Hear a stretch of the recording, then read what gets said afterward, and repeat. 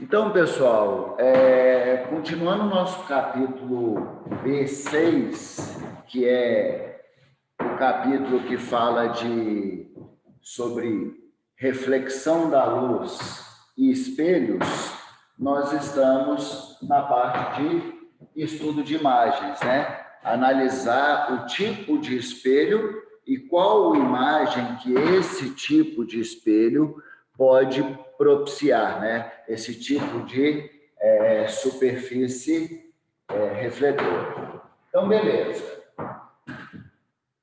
Nós já falamos na aula anterior sobre o tipo de imagem que é formada pelo espelho plano. Nós falamos que é um estudo qualitativo das imagens formadas pelos espelhos, beleza? Nós vamos dar a qualidade da imagem, quanto se ela é real ou virtual, invertida ou direta, maior, menor ou igual ao objeto, beleza? No espelho plano, nós vimos que a nossa estratégia de análise é formar duas retas perpendiculares, vou até fazer aqui um pouco mais em cima, duas retas perpendiculares, em que uma vai representar o eixo e a outra vai representar o espelho, beleza? Sobre o eixo, nós posicionamos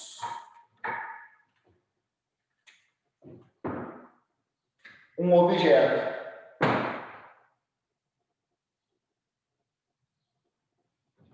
Ok? E desse objeto, nós vamos imaginar raios de luz saindo de um determinado ponto, colidindo no espelho e refletindo. Ok? E a partir do comportamento, da direção desse raio refletido, eu consigo identificar a posição da imagem formada a partir do ponto de coincidência desses raios refletidos. Então, o que a gente fez? Traçamos os raios saindo a partir de um ponto do objeto, que de preferência é a extremidade superior. Beleza? Neste caso aqui, eu vou direcionar raios para onde eu quiser. Posso fazer de forma completamente aleatória. Raios que estão saindo de um único ponto do objeto e incidindo no espelho. Beleza? Ok? O X da questão agora, que não pode ser aleatório, é o raio refletido, que ele tem que obedecer à lei da reflexão. E neste caso aqui, nós vamos analisar a partir da segunda lei da reflexão, né? Que o ângulo de incidência é igual ao ângulo de reflexão, beleza? E o ângulo de incidência é o ângulo formado entre o raio e a normal, que é uma reta perpendicular à superfície que ele incidiu, no caso aqui, a superfície do espelho, ok? E aí o ângulo de reflexão terá que ser igual. Esses dois ângulozinhos vão ter que ser iguais. Beleza? Ok? Show de bola. Eu preciso de dois raios saindo do mesmo ponto do objeto para que eu identifique o ponto de coincidência dos raios refletidos. Então, eu preciso mais do que um. Mas 3 já é um exagero. Beleza? O outro raio que eu coloquei aqui foi um raio dele saindo do objeto, né? Após uma fonte de luz ter incidido nele luz. A luz que bateu nesse ponto espalhou para tudo quanto é lugar, porque ele tem uma reflexão difusa, e aí, deixa eu adicionar, desculpa, 6 pessoas, que entraram depois. É isso quem ia mandar mensagem? Desculpa, galera. É porque Camille pediu para avisar. Não vi quem estava pedindo para entrar. Sejam bem-vindos, tá? Esperaram muito? Desculpa. Legal. Continuando. E aí, nós temos que enxergar o ponto de coincidência desses raios refletidos, que um veio aqui para baixo e o outro, como ele veio e bateu perpendicular ao espelho, o ângulo de incidência foi de 0 graus, porque ele veio sobre a normal, ok? O ângulo não é em relação à superfície, e sim em relação à normal. Então, quer dizer que se o ângulo de incidência é 0, o ângulo de reflexão vai ser 0. Ele vai voltar pelo mesmo caminho, ok? E aí, esses raios, para formar imagem, após refletidos, eles têm que se coincidir em algum ponto, beleza? Que eles saíram de um único ponto do objeto, é como se eles se reorganizassem em outro ponto imaginário para o nosso cérebro, ok? Na verdade, se reorganizam sim, ou num ponto virtual ou num ponto real, ou pelos prolongamentos dos raios refletidos ou pelos próprios raios refletidos. Então, tem que chegar aqui o que está acontecendo com esses raios. Após refletir, o que aconteceu? Eles estão se divergindo. Então, o ponto de coincidência deles não vai se dar pelo próprio raio, e sim pelos prolongamentos dos raios refletidos.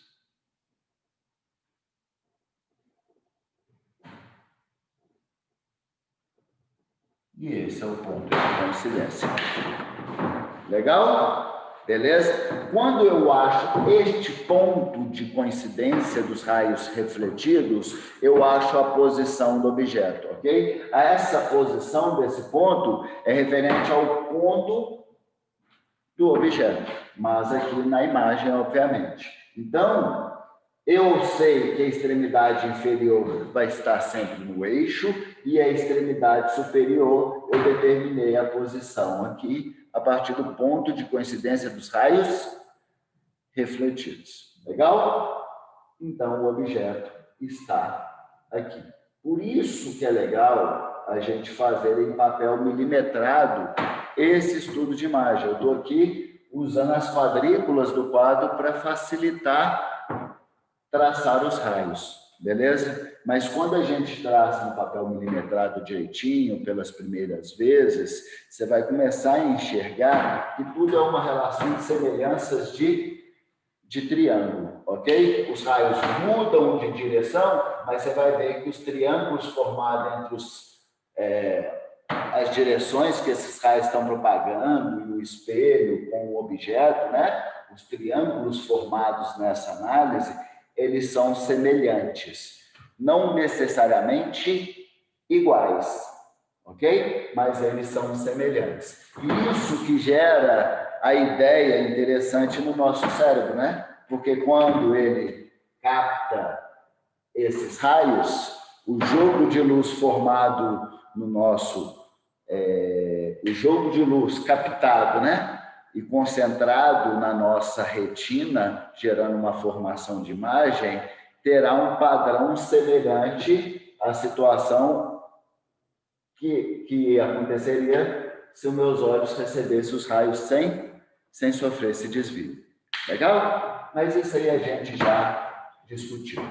Que imagem é essa? Essa imagem vai ser uma imagem virtual, beleza? Porque o ponto de coincidência dos raios refletidos se dá no prolongamento, que aqui, em espelhos, é atrás do espelho. Legal? Toda imagem virtual, ela é direta. E a gente vê na construção e na análise, no nosso estudo de imagem, que a imagem formada dessa base aqui, desse objeto retangular aqui, também está sobre o eixo principal, ok? Se os dois, a imagem e o objeto, estão no mesmo lado do eixo, né? Consequentemente, a imagem será direta. Legal? E essa imagem, ela é maior, menor ou igual? Aí nós vamos olhar pela própria semelhança de triângulo aqui, né? Se a gente parar para pensar, este triângulo, deixa eu marcar com a canetinha bem clara, este triângulo aqui, ele é semelhante a este triângulo, ok? Beleza? Esse ângulo é igual a esse ângulo é igual a esse ângulo é igual a esse, ok? Na verdade, esses triângulos, eles são congruentes. Se a gente pegar aqui e analisar a distância do objeto, que é do objeto até o espelho, a distância da imagem, que é do espelho até a imagem, elas vão ser iguais. Ok? Se elas são iguais, o tamanho do objeto e da imagem também serão iguais. Ok? Porque a altura vai ser a mesma, esses triângulos são congruentes. Legal? Foi? Então a imagem é virtual, direta e igual. Fizemos esse estudo qualitativo desse tipo de espelho. Legal? Então, esses espelhos planos, eles são ótimos para quê? Projetar a imagem anteparo? Não, porque a imagem é virtual, a imagem virtual não projeta anteparo. Você vai conseguir visualizar a imagem a partir do espelho, mas você não consegue projetar aquela imagem que é visualizada no espelho em algum anteparo, beleza? Em alguma superfície. Então, para sistemas de projeção, não. Então, só para sistemas de visualização. Para ver o quê? O objeto assim como ele é. Por isso que é o retrovisor mais comum que a gente tem aí, colocado nos espelhos das nossas casas, porque é simplesmente para ver a gente conforme a gente é mesmo. Legal? Foi? Show de bola. Tem gente que gosta de algumas distorções, né? Tipo Photoshop. Mas, normalmente, a gente quer ver como a gente é. Beleza? Show de bola, galera. Precisamos fazer agora o estudo de imagens dos outros espelhos, que são basicamente os espelhos que eu falei, esféricos, ou a superfície de fora da esfera, que é o espelho convexo, ou a superfície de dentro da esfera, que é o espelho côncavo. Ok? Vamos falar primeiro do espelho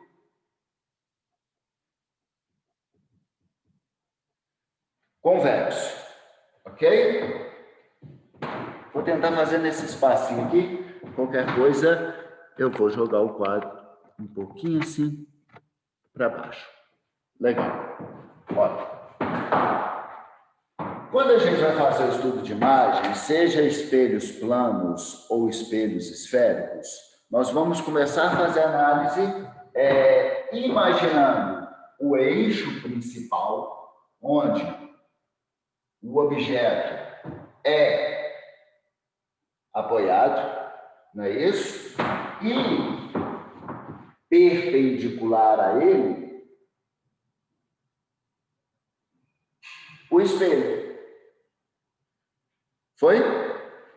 Se eu posiciono o objeto à esquerda, que é o padrão que a gente costuma fazer, se eu posiciono o objeto à esquerda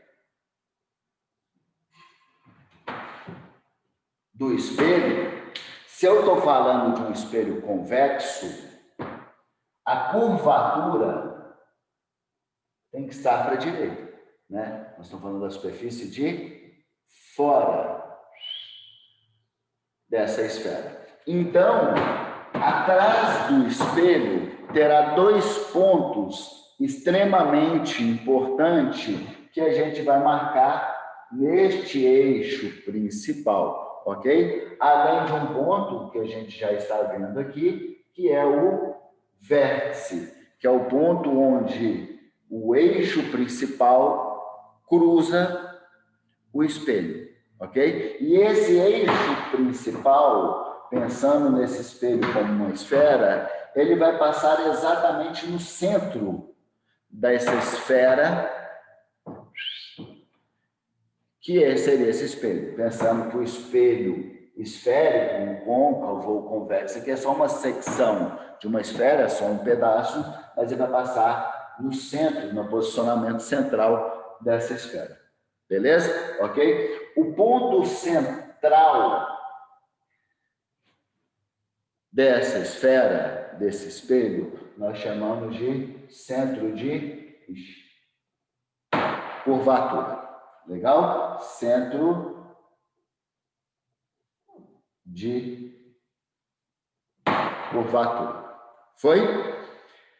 E o outro ponto que a gente tem que saber também é o ponto médio entre o vértice e o centro de curvatura. Então, a gente tem que tomar esse cuidado e marcar esses pontos realmente equidistante, esse ponto, equidistante ao centro e ao vértice, porque lembre que a gente aqui vai traçar raios obedecendo toda uma geometria, respeitando ângulos, né? E trajetórias retilíneas.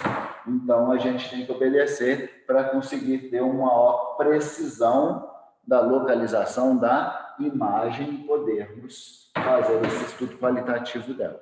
Legal? Ok? Show de bola. E que ponto é esse? É o foco. Legal? Qual é a grande diferença, que eu já até falei na aula anterior para vocês, em relação ao estudo qualitativo de espelho plano? O estudo de espelho plano qualitativo, nós fazemos a análise a partir da segunda lei da reflexão, em que o ângulo de incidência é igual ao ângulo de reflexão. Para espelhos esféricos, seja convexo e seja o côncavo, que a gente vai analisar depois, nós trabalhamos com raios notáveis, raios que notamos o comportamento dele no espaço, e a partir daí nós conseguimos identificar o ponto de coincidência dos raios refletidos e consigo classificar a imagem. Agora, no caso, formada pelo espelho convexo. Legal? Então, beleza, vamos fazer aqui este estudo de imagem. Vamos escolher um ponto em que os raios vão sair do objeto. Qual ponto será? Um ponto da extremidade superior. Quais são os raios notáveis? Precisamos basicamente de dois, beleza? Então, os dois que eu mais uso são paralelo. Todo raio que vai paralelo ao eixo, né, saiu do objeto, vai paralelo ao eixo principal e colide com o espelho, ele vai refletir passando pelo foco. Como assim passando pelo foco, entre aspas? No caso dos espelhos convexos, o foco é um ponto virtual à trajetória desse raio. Se ele é um ponto virtual, não tem como esse raio passar pelo foco. Então, na verdade, o que acontece, inclusive a reflexão, é um fenômeno em que a luz bate e volta, né? E não bate e entra, senão seria refração. Quando ele é refletido, a sua direção passa a ser a direção daquela reta que passa do ponto de incidência ao foco. Legal? Então, no estudo de espelho convexo, eu sempre chego e traço o raio aqui paralelo, aí eu toquei. Aí eu defino primeiro a direção entre o foco e o ponto de incidência. Nessa direção vai estar o raio refletido. Ok? Esse é o primeiro raio que a gente analisou, que é o paralelo pelo foco. Foi? Paralelo pelo foco. Beleza? O segundo, pelo foco paralelo. Como assim pelo foco paralelo? Entre aspas aí, igual eu fiz novamente, né? Porque não está em espaço virtual, então não tem como esse raio passar pelo foco. Então, quando eu falar pelo foco em condições virtuais, entenda que pelo foco é na direção do foco. Então, esse raio estava indo na direção do foco. Imagine, essa é a direção do foco, que eu tracei de forma pontilhada, mais ou menos reta, né? Me ajudem aí. No entanto, antes de passar pelo foco, esse raio é o quê? Refletido. E ele é refletido para onde? Paralelo pelo foco, paralelo. Todos os raios que estiverem em direção ao foco, que refletir no espelho esférico, ele vai refletir paralelo ao eixo principal, beleza? Então, ele vai sofrer essa reflexão e virar aqui para a esquerda. Esse é o nosso raio 2, paralelo pelo foco. Beleza? Eu preciso de mais algum? Não, porque eu preciso só de 2 para achar o ponto de coincidência. Então, eu vou traçar só esses 2, até para não contaminar o nosso desenho. Legal? Então, beleza. Alexandre, achou o ponto de coincidência aqui? Não. Por que não é aqui? Porque esse pontilhado que eu fiz roxo, ele sim é o prolongamento dos raios refletidos. E esse pontilhado azul que eu fiz aqui, ele é o prolongamento do raio incidente. Eu fiz a primeira vez só para saber onde está o foco. Aonde é a posição da imagem para eu poder classificá-la? No ponto de coincidência dos raios refletidos. Então, olha só. Aqui, os raios estão se espalhando. Então, os próprios raios refletidos, eles estão se divergindo, né? Tecnicamente falando. Eles vão se coincidir, os próprios raios refletidos? Não. Então, vai ser quem? Seus prolongamentos. Legal? Então, vamos traçar os prolongamentos dos raios refletidos. O roxinho já está traçado. O azul. Aqui é o ponto de coincidência dos raios refletidos. Legal? Então, quer dizer que quando um objeto é posicionado em frente a um espelho convexo, ele terá essa qualidade de imagem. Ok? Objeto, imagem. Objeto, imagem. Qual é a qualidade de imagem que foi formada aqui? É uma imagem real ou virtual? Virtual porque o ponto de coincidência se deu nos prolongamentos dos raios refletidos. Uma imagem virtual. Então, o espelho convexo não serve para projeção de imagem, só para visualização. Toda imagem virtual, ela é direta. Tanto é que aqui os dois estão sobre o eixo principal. Se eu já bater o olho, eu já vejo que o tamanho da imagem é menor que o tamanho do objeto. Não é isso? Então, a imagem ela é menor. O tamanho da imagem... Agora, cadê? O tamanho da imagem é menor que o tamanho do objeto. Ficou bom.